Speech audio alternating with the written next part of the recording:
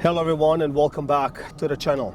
Pre-construction condo buyers are facing no win situation at this point.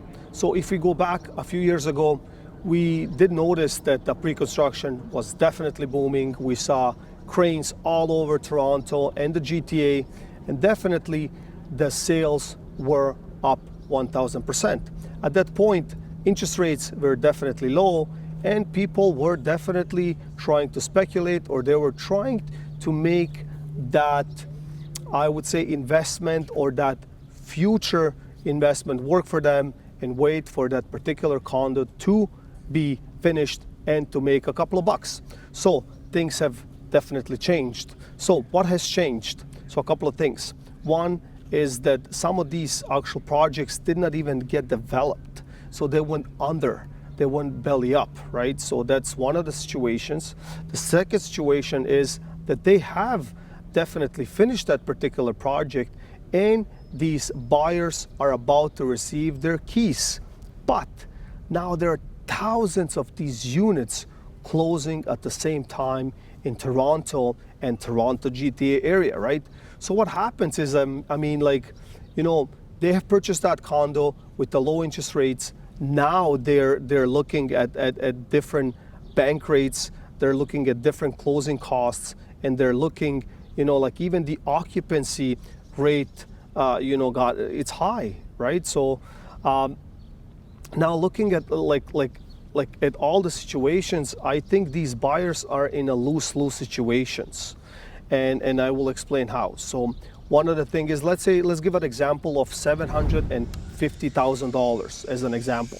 So at $750,000 purchase price a few years ago, they had to put down 20% down to the developers and the builders. So that's about $150,000 plus all the closing costs, but just a down payment of $150,000.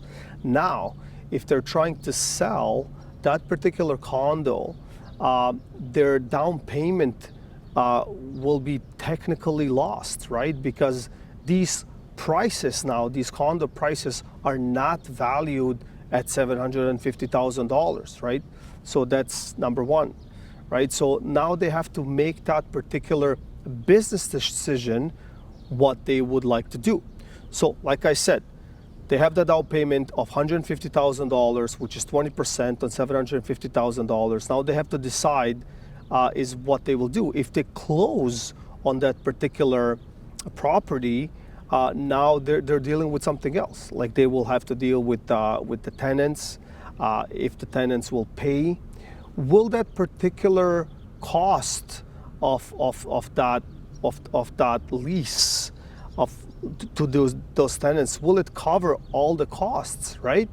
Because most of the time, I would say, hypothetically speaking, 90% of the time, it does not cover, right? Like these particular rents cannot cover mortgage payments, maintenance, and everything that has to do with that particular condo, right? So then another scary fact is, what if you get a tenant and everything looks fine and then they decide not to pay? It is happening all over the city, and the process is severe. Like if you went through that particular scenario, please comment below so other viewers can actually read and read the comments and maybe comment on that and whatnot. But I know from personal experience that there's issues. People are not paying.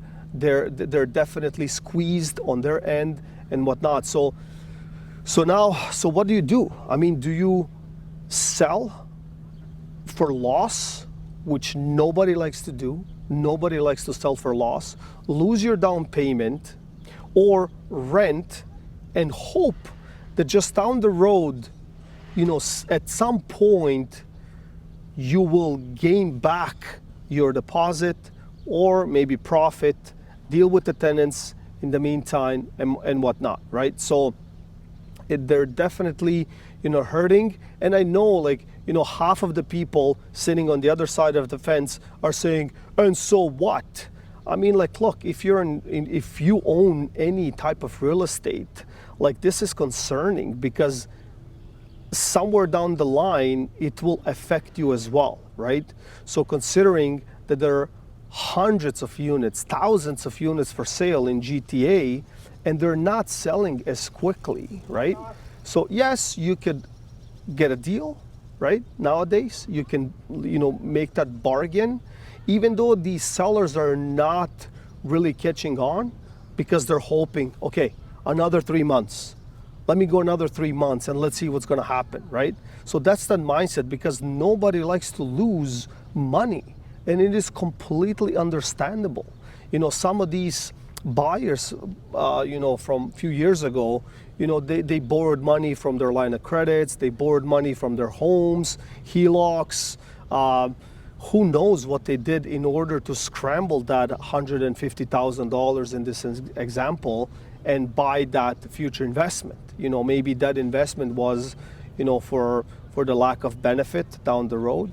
Maybe that particular investment was for their kids.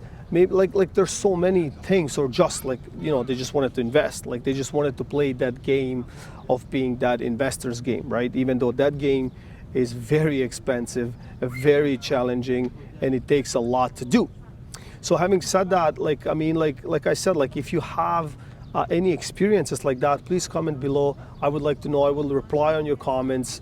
I will share my experiences along the way and whatnot. But I think that this situation that we're kind of currently in, the sellers are not giving yet. I see a little bit of price reductions, but they're not giving these deals yet, because they want to hold on to their their down payment at this point, or their funds or their gains, right? Then there are these sellers that are trying to sell these condos before the actual closing date, before the occupancy, and it is extremely hard to sell these condos before the closing or the occupancy, unless it's a steal of a deal. Why would somebody buy your particular condo just like that, right? Give your down payment and give another down payment to the developer and the builder. So it's a bigger down payment, going through the hassle, going through all of that stuff just to buy your unit, if they have 30, 40, 50 units in that particular complex or building already for sale. So why would they do that? So assignment sale is tricky, and those sales are extremely difficult. We have seen a rise of assignment sales, in 2020, 2021, 2022. Inventory was very low, and it was one of those things, like if you have it, nobody else has it, people will pay for it. So be careful, sellers.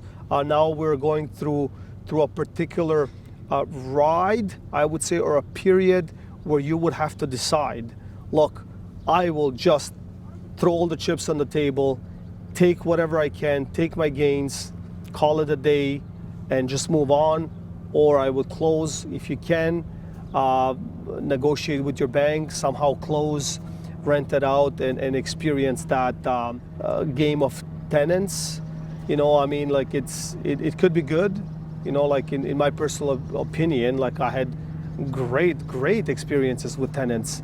But some tenants out of 1,000, it's a bad experience. So I hope you like this video. I hope I gave you some value at this point. Today I'm in Port Credit. It is stunning. People are out on their yachts, on their sailboats. The water is calm. People are friendly. It is a beautiful sunny day. Get out there, enjoy as much as you can. Thank you for watching. Please like, subscribe, and share, and see you all next time.